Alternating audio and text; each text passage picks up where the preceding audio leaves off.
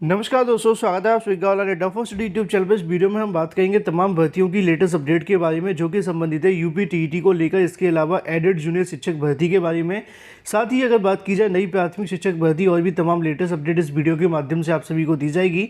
तो वीडियो को आप सभी पूरा देखें, साथ ही वीडियो को लाइक कर दें और शेयर कर दें। चैनल को सब्सक्राइब करना बिल्कुल ना भूलें, जिससे कि आपको इसी प्रकार की ऑथेंटिक और सटीक जानकारियाँ सबसे पहले मिलती है। तो चलिए दोस्तों, वीडियो शुरू करते हैं।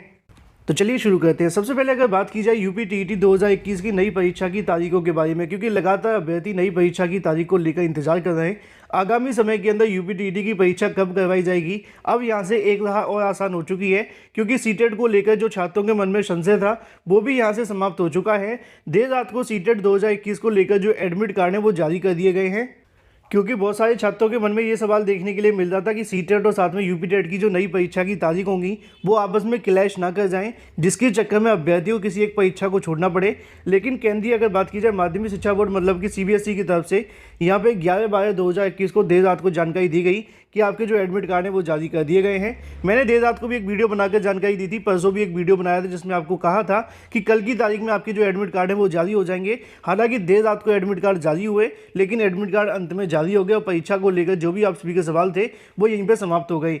इस बार जैसा कि आप सभी जानते हैं कि पहली बार आप सभी की जो परीक्षा है वो ऑनलाइन करवाई जाएगी। इससे पहले सीटेट की परीक्षा ऑनलाइन नहीं होती थी और ये कहीं ना कहीं सबसे बड़ा बदलाव आप सभी को देखने के लिए मिलेगा, क्योंकि इतनी बड़ी संख्या के अंदर सीटेट की परीक्षा के अंदर अभ्यर्थी सम्मिलित होते हैं और उस परीक्षा को ऑनलाइन किस प्रकार करवाया जाएगा ये आगामी समय के लिए और भी परीक्षाओं का रास्ता साफ होगा।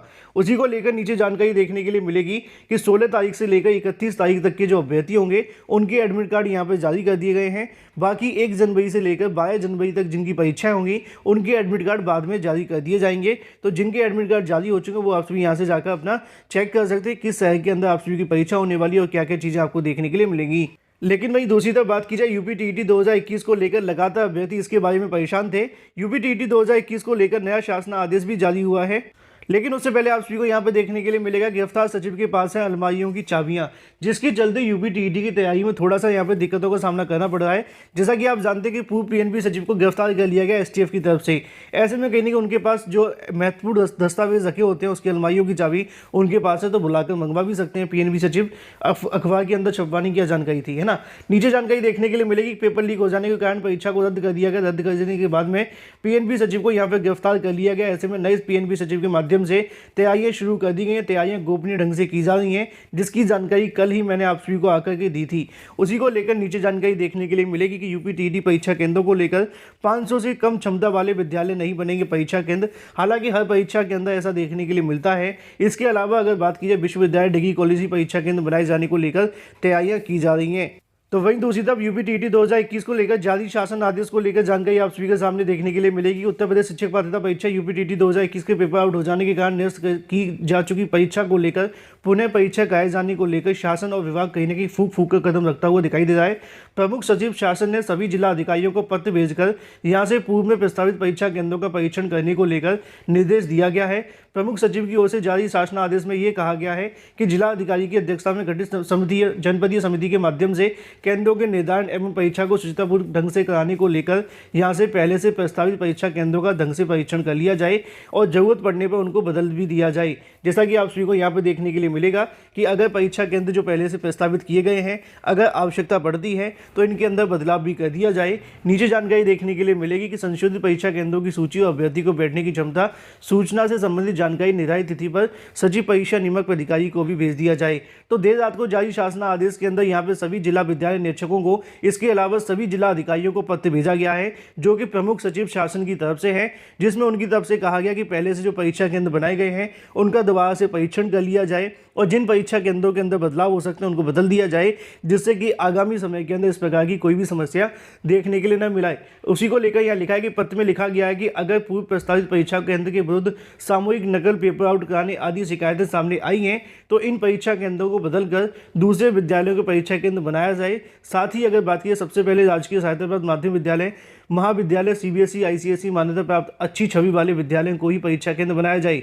तो ऐसे में आप सभी ने देखा कि शासन की तरफ से जारी शासन आदेश के अंदर परीक्षा केंद्रों को लेकर कार्य शुरू कर दिया गया है, लगभग पूरा होता हुआ दिखाई दे रहा है। और इसकी जानकारी मैंने कल देर शाम को आकर आप सभी को दी भी थी कि पीएनबी की तरफ से यहाँ से आप सभी के जो परीक्षा केंद्रों का कार्य लगभग पूरा हो चुका है। इसके अलावा अगर बात की जाए एजेंसी को जो लेकर जो भी चुनाव करना था पीएनबी सचिव की तरफ से, वो भी यहाँ से संपन्न हो चुका है। बस यहाँ से जैसे ही उनको टेंडर सौंपा जाएगा वहाँ से पेपर की छपाई शुरू होगी और यहाँ से आप सभी की परीक्षा की तारीखों का ऐलान कर दिया जाएगा।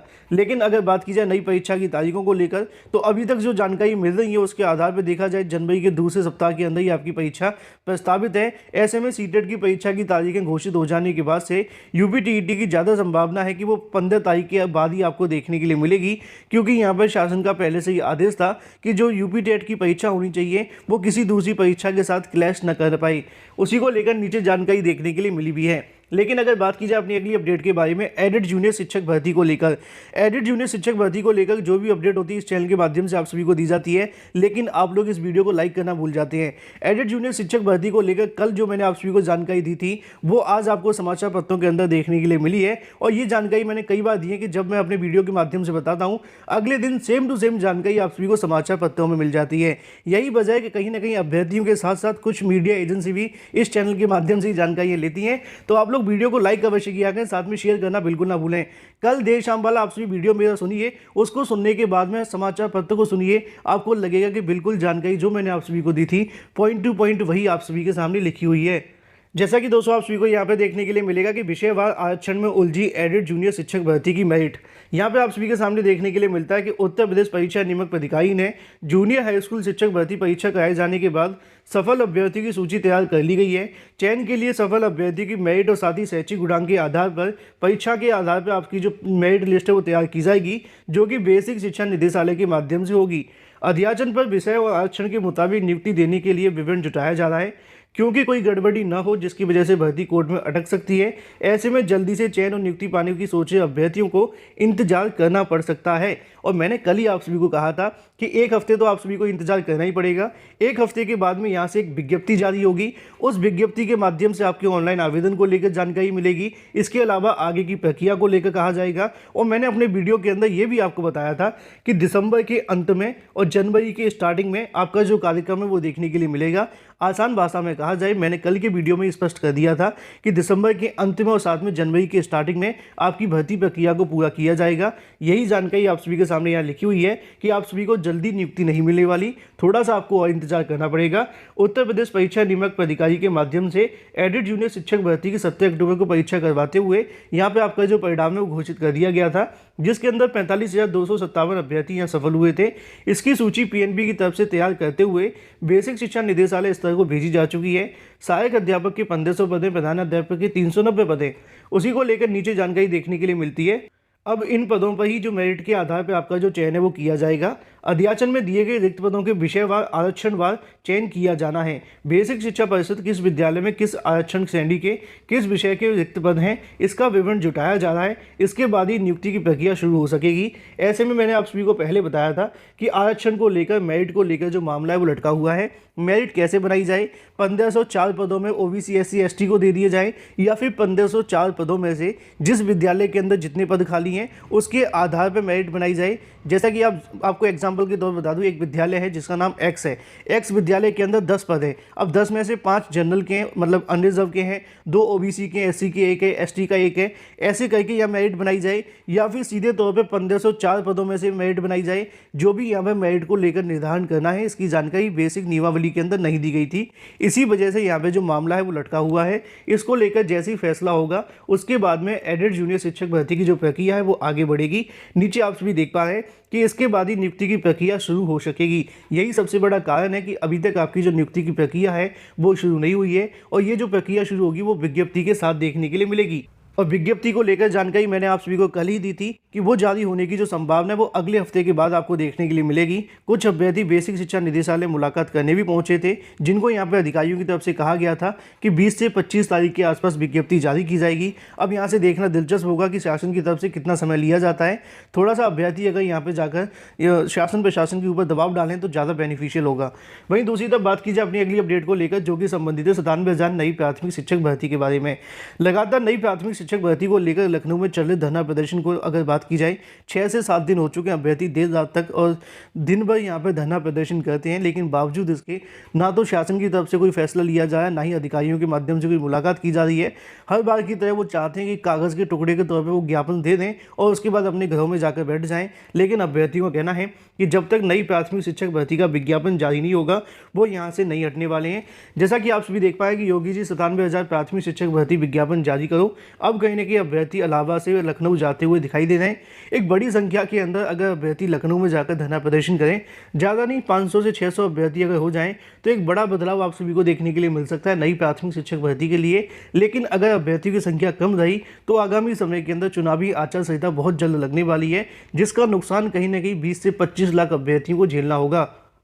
उसी को लेकर लगातार छात्रों के माध्यम से धरना प्रदर्शन किए जा रहे हैं। हाल ही में आप सभी ने देखा होगा कि अभ्यर्थी की तरफ से कैंडल मार्च भी निकाला गया। तो वहीं दूसरी तरफ बेसिक शिक्षा अगर बात की जाए, मंत्री जी के आवास का यहाँ पे घेराव भी किया गया, लेकिन अभ्यर्थियों की संख्या कम होने के चलते उनके ऊपर लाठीचार्ज करते हुए उठाकर इको गार्डन भेज दिया गया। और ये सबसे बड़ा नुकसान कहीं ना कहीं सभी अभ्यर्थियों के लिए है। अभ्यर्थी अभी एकजुट नहीं हो पा रहे हैं, एक बड़ी संख्या के अंदर अभ्यर्थी धरना प्रदर्शन नहीं कर रहे हैं। हाल ही में जो परीक्षा नियामक प्राधिकारी के ऊपर धरना प्रदर्शन हुआ था नई प्राथमिक शिक्षक भर्ती के लिए, तो वहाँ पर जो अभ्यर्थी की संख्या थी वो हजारों में देखने के लिए मिली थी, लेकिन यहाँ पर सैकड़ों में पार होने में बहुत सही उम्मीदें देखने के लिए मिल रही हैं। दिन में अभ्यर्थी 100-125 के आसपास हो जाते हैं, लेकिन जब देखा जाए धरना प्रदर्शन को लेकर, जब तक 1000 के आसपास अभ्यर्थी ना हो तो ज़्यादा बेनिफिट अभी नहीं मिल पा रहा है। तो ऐसे में छात्रों की तरफ से ऐलान किया गया है कि एक और बड़े निर्णायक धरना प्रदर्शन का ऐलान किया जाएगा, जिसके अंदर अगर अभ्यर्थी एक बड़ी संख्या में आते हैं तो यहाँ से नई प्राथमिक शिक्षक भर्ती को लेकर एक बड़ी अच्छी अपडेट आप सभी को मिल सकती है। बाकी डिपेंड करेगा छात्रों की संख्या के ऊपर। आप सभी अवश्य जुड़ें। लेकिन भाई दूसरी तरफ बात की जाए अपनी अगली अपडेट के बारे में, जो कि संबंधित है टीजीटी पीजीटी 2021 को लेकर। टीजीटी पीजीटी 2021 के बारे में और साथ ही तमाम टीजीटी पीजीटी भर्तियों को लेकर जानकारी आपके सामने देखने के लिए मिलेगी। उत्तर प्रदेश माध्यमिक शिक्षा सेवा चयन बोर्ड की अगर बात की जाए, हाल ये है कि टीजीटी पीजीटी 2021 की तो भर्ती पूरी हो गई है, लेकिन 2011 साथ में 2013 की तमाम भर्तियां अभी तक फंसी हुई हैं। भर्तियां अटकने से कहीं ना कहीं अभ्यर्थियों को काफ़ी बड़ा नुकसान देखने के लिए मिला है। भविष्य में भर्तियां पूरी होने पर जब अभ्यर्थी ज्वाइनिंग होगी तो वो कहीं ना कहीं नई भर्तियों के मुकाबले जो पुरानी भर्तियां निकली हुई हैं 7-8 साल पहले, वो यहाँ पर जूनियर हो जाएंगे। जैसा कि आप जानते हैं कि 2011 साथ में 2013 और 2016 के जो भी अभ्यर्थियां नियुक्ति पाएंगे वो 2021 के बाद में नियुक्ति पाने वाले हैं। तो ऐसे में जिसकी ज्वाइनिंग पहले होगी वो सीनियर होगा और जिनकी ज्वाइनिंग बाद में होगी वो जूनियर हो जाएगा। ऐसे में प्रमोशन की भी समस्याओं का सामना करना होगा। लेकिन कहीं ना कहीं यहाँ पे अगर शासन प्रशासन की कहा जाए या फिर अगर बात की जाए चयन बोर्ड की लापरवाही, जिसके चलते इन छात्रों को 10 से 11 साल तक भर्तियों को लटका के रखा गया। अभी आप जानते हैं कि 10-11 साल तक भर्तियां अभी भी लटकी हुई हैं, चाहे वो 2011 की भर्ती हो या फिर 2013 की। उसी को लेकर सचिव की तरफ से जानकारी दी जाती है कि जल्दी प्रधानाचार्य 2013 के तहत 599 पदों के लिए इंटरव्यू की तारीखें वो घोषित की जाएंगी।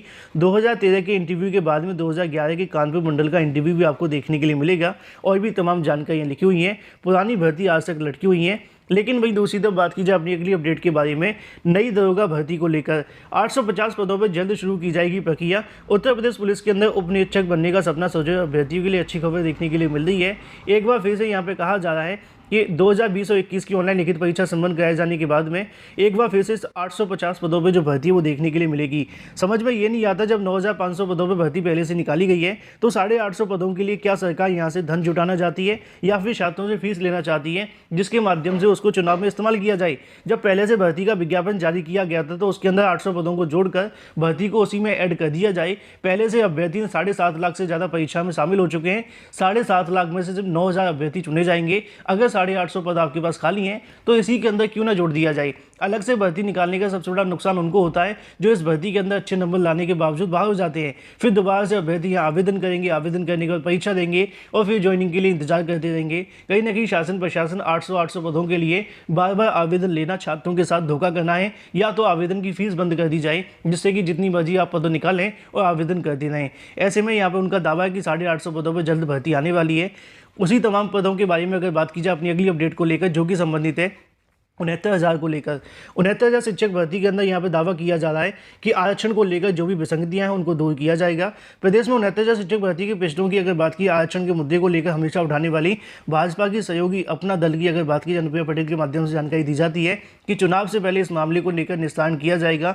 उन्होंने कहा कि इस मुद्दे को लेकर वह लगातार प्रदेश सरकार साथ में केंद्र सरकार से लगातार चर्चा कर रही है। ऐसे में जानकारी देखने के लिए मिल रही है कि आगामी चुनाव से पहले इन तमाम मुद्दों को लेकर जो स्पष्टीकरण वो देखने के लिए मिलेगा। हालांकि दावा तो किया गया था केशव प्रसाद मौर्य जी की तरफ से भी, लेकिन बाद में ट्वीट को डिलीट कर दिया गया। अब देखना दिलचस्प होगा कि कब तक फैसला लिया जाता है। वीडियो को लाइक कर दें, साथ ही शेयर कर दें और चैनल को सब्सक्राइब करना बिल्कुल ना भूलें।